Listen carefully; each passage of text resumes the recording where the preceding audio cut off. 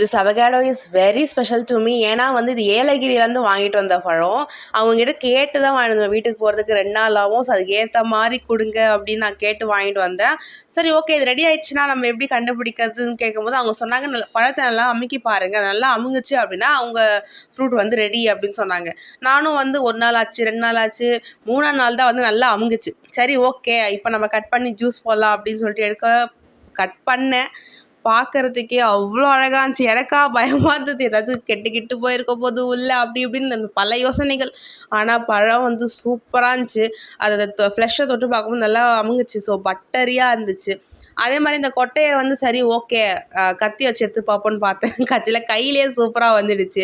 அந்த இம்போர்ட்டட் அவகாடோஸ்லாம் வந்து பார்த்திங்கன்னா அந்த கொட்டை வந்து அப்படியே உள்ளே ஸ்டக்காக இருக்கும். அதை நம்ம கட் பண்ணி எடுக்கிறதுக்குள்ளே விடிஞ்சு போயிடும். ஆனால் இது சூப்பராக வந்துடுச்சு. அதே மாதிரி அரை பழத்தை வந்து ஜூஸ் வந்து போட்டுட்டேன். அரை பழத்தை அப்புறம் ஜூஸ் போட்டுக்கலான்னு ஃப்ரிட்ஜில் வச்சாச்சு.